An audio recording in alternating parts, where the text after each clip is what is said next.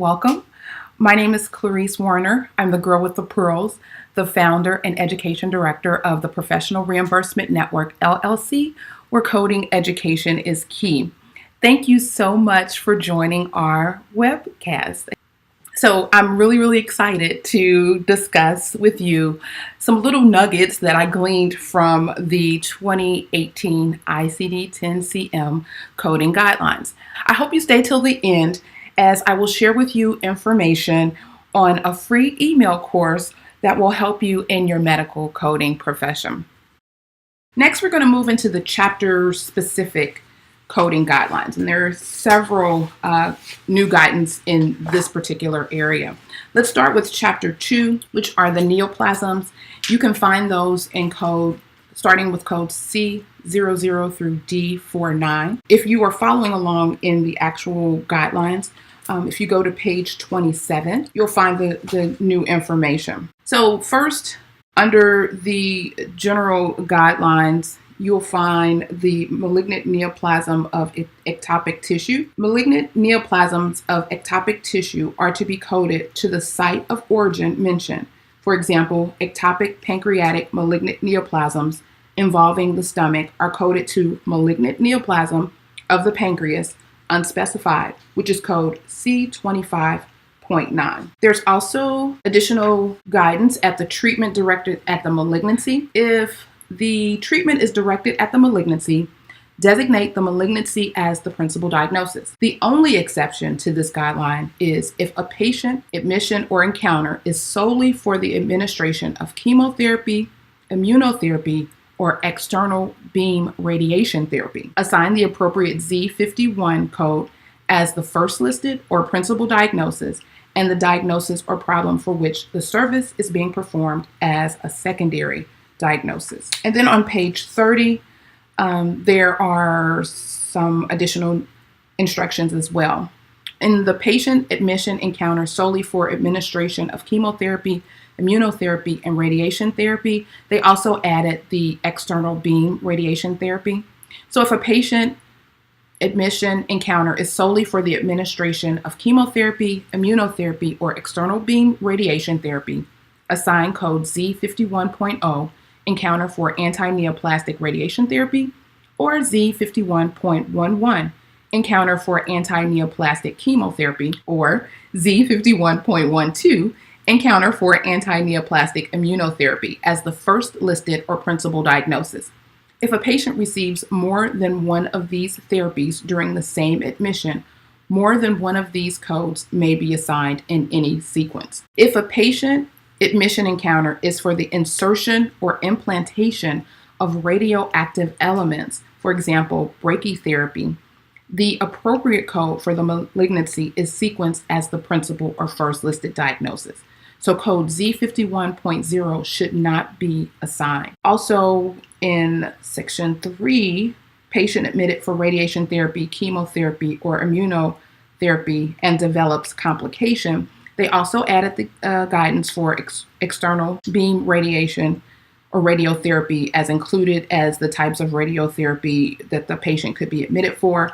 But then there's additional notation that states when a patient is admitted for the purpose of insertion or implantation of radioactive elements, for example, brachytherapy, and develops complications such as uncontrolled nausea and vomiting or dehydration, the principal or first listed diagnosis is the appropriate code for the malignancy, followed by any codes for the complication. Next, we'll move on to Chapter 4, which is the endocrine, nutritional, and metabolic diseases. These codes are found in the code range E00 through E89.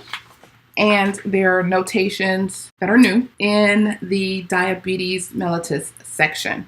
Again, following along on page 34. Number 3, diabetes mellitus and the use of insulin and oral hypoglycemics.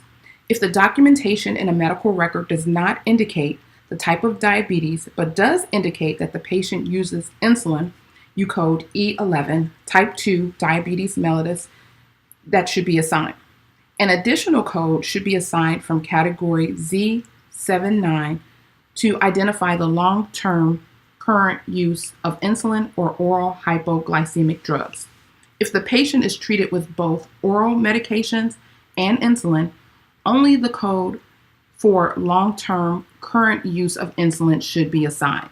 Code Z79.4 should not be assigned if insulin is given temporarily to bring a type 2 patient's blood sugar under control during an encounter.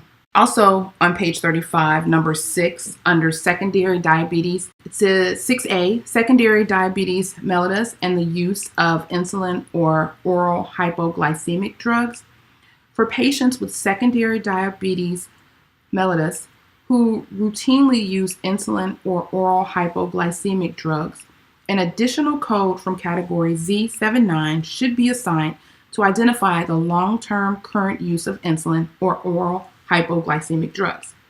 If the patient is treated with both oral medications and insulin, only the code for the long-term current use of insulin should be assigned.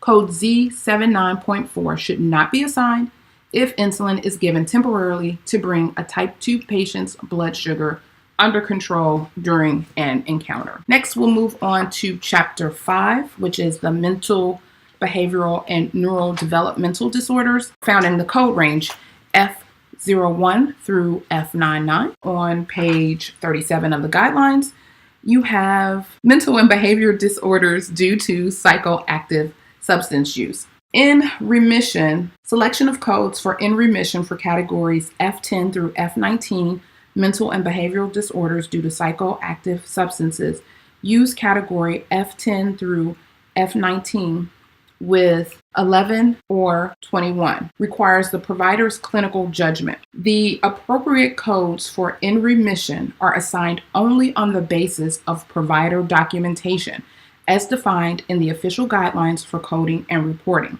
unless otherwise instructed by the classification.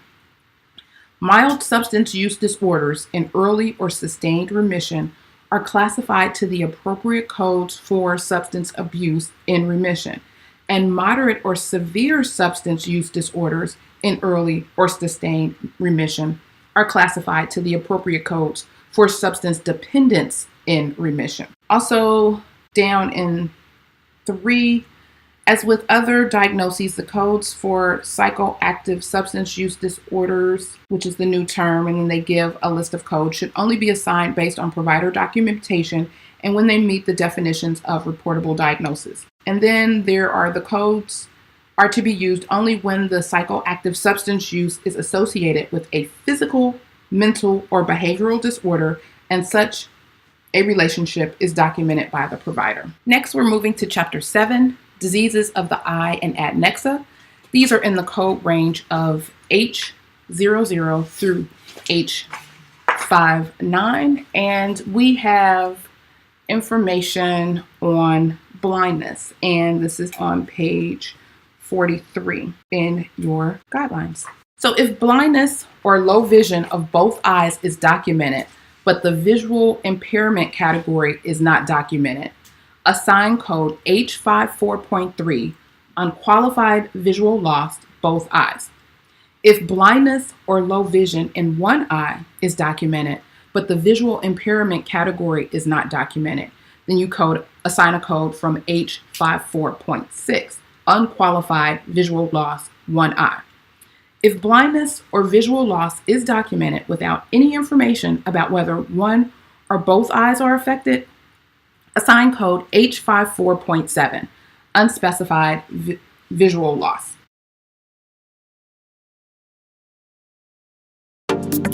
Are you interested in medical coding, but not sure where to start, and scared of wasting time and resources? Let me help you with the right steps to become a certified, marketable medical coder. Learn more at bit.ly/5stepscoder.